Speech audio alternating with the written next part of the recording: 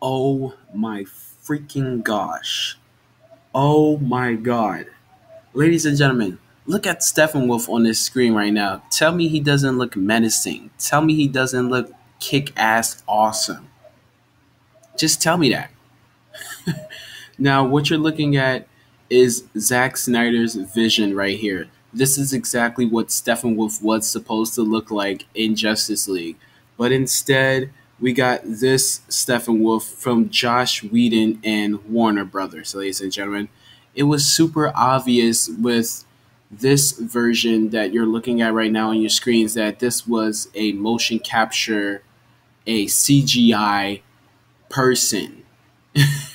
Like honestly, this was so obvious that this was a person, performing CGI duties, and he was supposed to be menacing. He was supposed to be scary looking. He was supposed to put fear in the Justice League, but instead it didn't put fear in them. It inspired them to basically band together and take him down, with the means of them not having a Superman on their team. They banded together and they lasted as long until it was time for them to resurrect Superman and have him deliver the final blows and everything like that.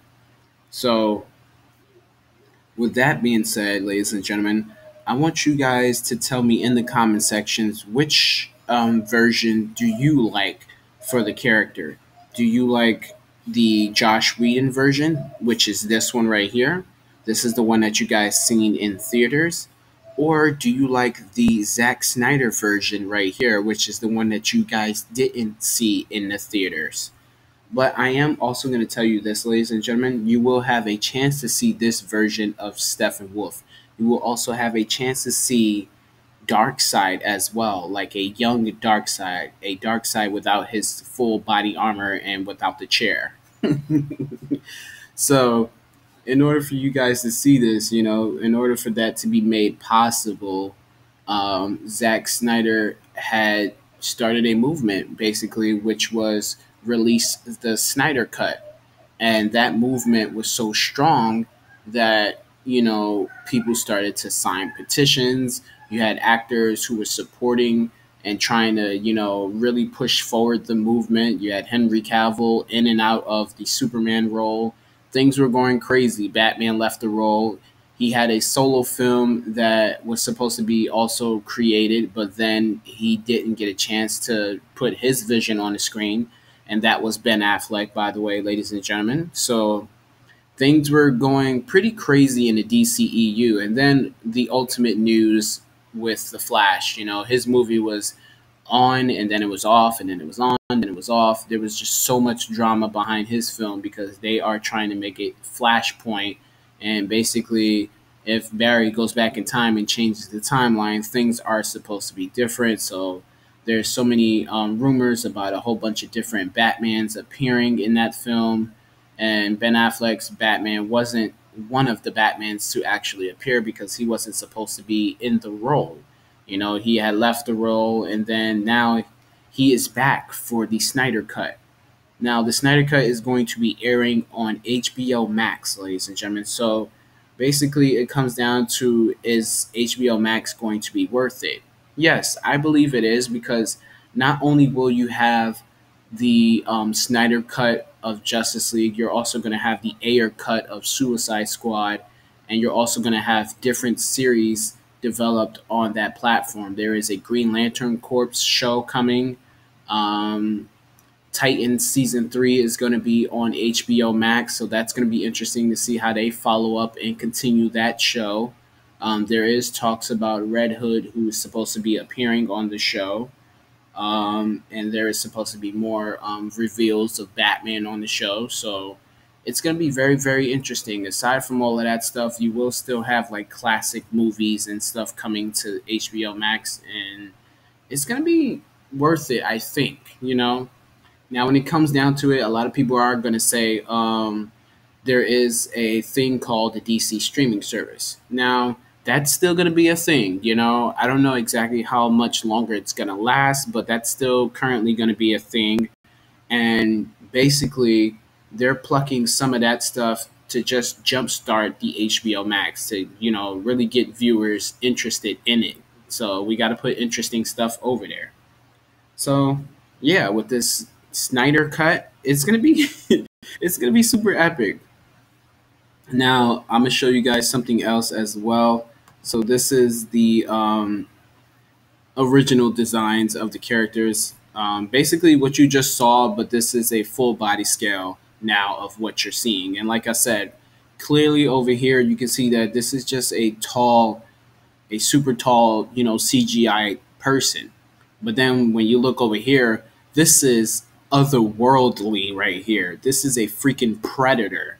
Like, look at his claws. Look at his legs, his feet. Then look at the emphasis on his horn up here.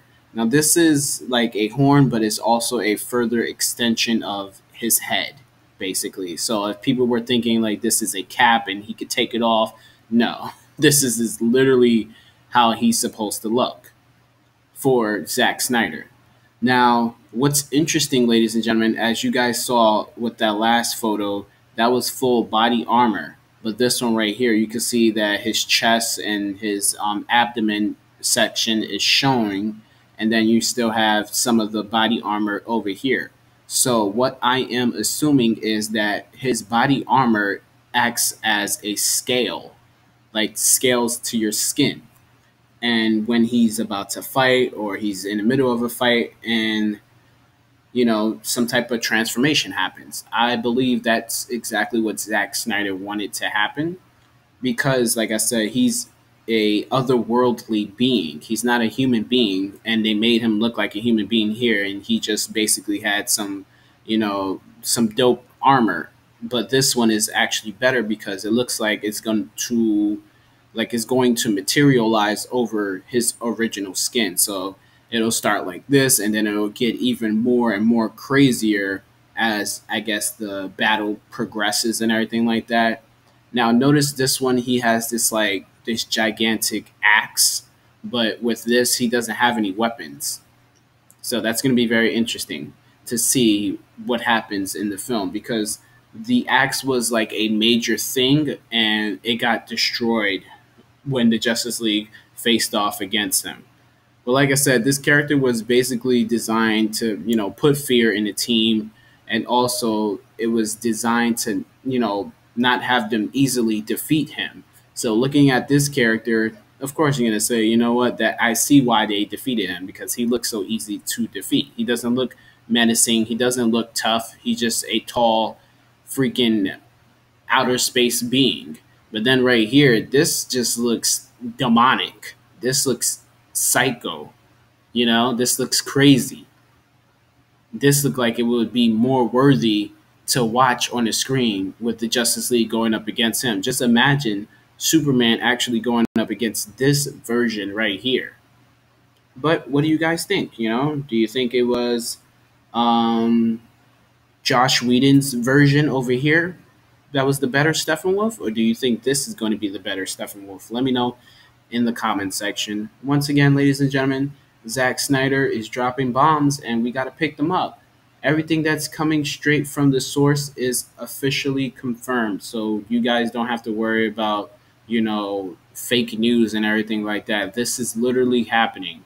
There is talks about a Green Lantern appearing in the film, so I don't know which version of a Green Lantern is going to be in there and how much of a major role he is going to play, he or she. And I'm just super excited to see the Zack Snyder cut. So it is said that